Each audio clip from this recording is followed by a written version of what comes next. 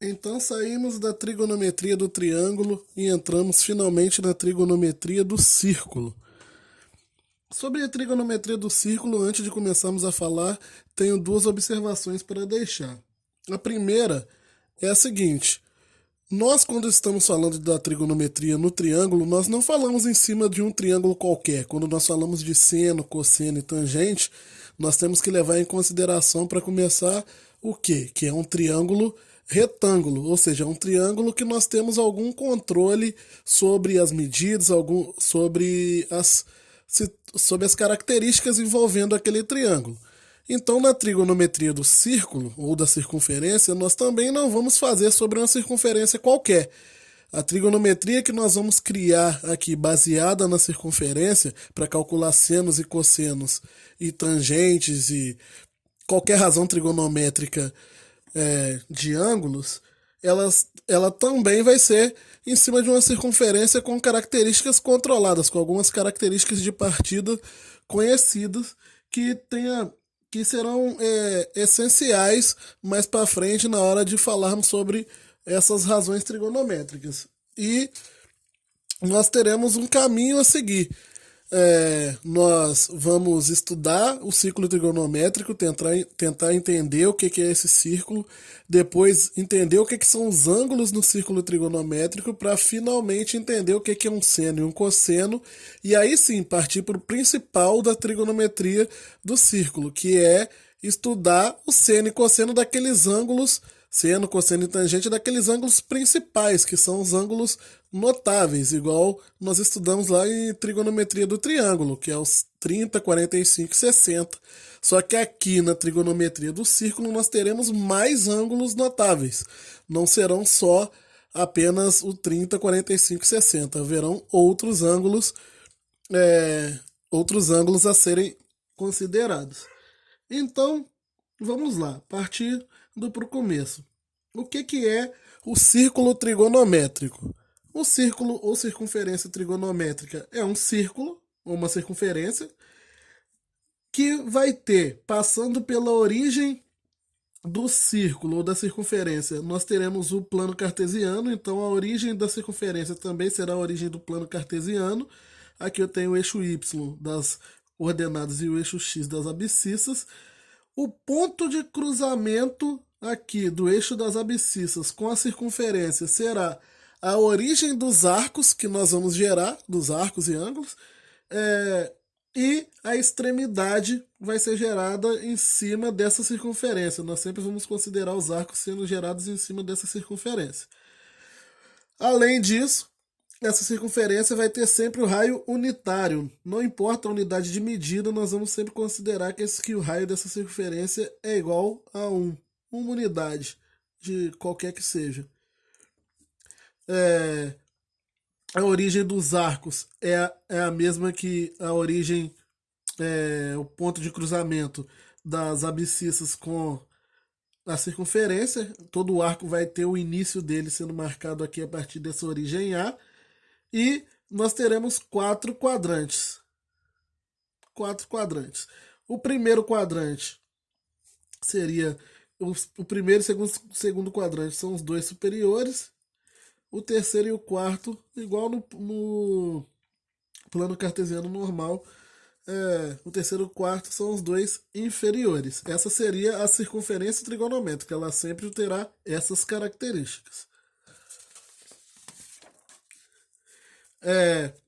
Sobre as medidas de arcos, nós vamos os arcos, eles continuam sendo medidos da mesma forma, igual os ângulos, e nós temos dois tipos de medida, que é a medida em graus, que é aquela medida onde nós consideramos que a circunferência foi dividida em 360 partes iguais, e um grau seria o equivalente a essa região, uma dessas regiões, uma dessas 360 regiões. Então nós teremos 360 graus, mais as divisões, as subdivisões dele, minuto e segundo. E eu tenho a medida em radiano, para lembrar dela, a medida em radiano, nós consideramos o que é o ângulo de 1 radiano, é o ângulo que na circunferência, ou o arco, né? Que na circunferência, aqui nós vamos falar mais de arco que de ângulo, perdão, que na circunferência tem o mesmo tamanho do raio da circunferência. Então aqui, a circunferência tem um raio R, esse arco, cujo o tamanho dele, o comprimento dele aqui, equivale a R, é o que nós vamos chamar de o arco de 1 radiano aqui, essa região de 1 radiano. Vamos observar mais algumas coisas sobre essa questão do arco sobre os arcos em radianos. Nós temos uma relação que diz que o máximo de arcos, o máximo de ângulos, o maior tamanho angular, perdão, de um arco aqui em radianos é igual a 2π, ou seja, o 360 graus equivale ao 2π. Mas por que isso?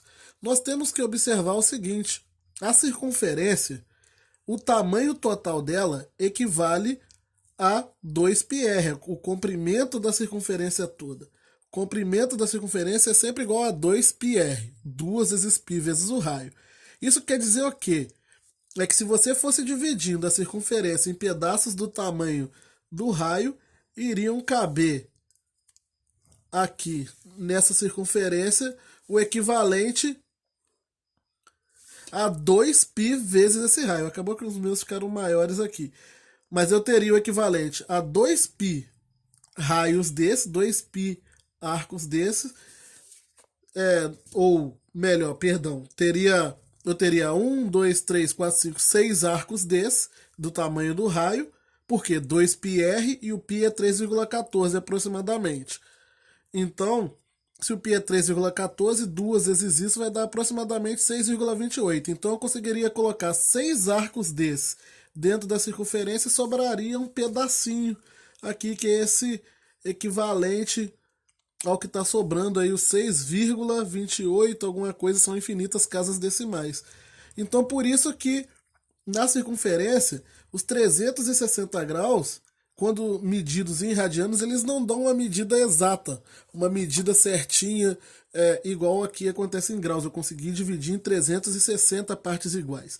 Aqui em radianos, como nós estamos tomando o tamanho do raio como referência, essas medidas, ela fica quebrada quando nós consideramos a circunferência inteira, e ela é equivalente a 2π desses arcos de 1 radiano. Então cabem ali aproximadamente 6,28 alguma coisa radianos dentro de uma circunferência. Seria mais ou menos isso que quer dizer o 360 graus ser equivalente ao 2π. Mas se o 360 graus é equivalente a 2π, a metade do 360, que é o 180, tem que equivaler a π, a metade de 2π. Se eu dividir 2π por 2, a metade, vai cortar 2 com 2, sobra π. E a metade do 180, que é o 90 graus, tem que equivaler a π sobre 2. E a metade do 90, que é o 45, tem que equivaler a π sobre 4, que é o π sobre 2 dividido por 2. O 60 graus, que é o 180 dividido por 3, tem que equivaler ao π sobre 3.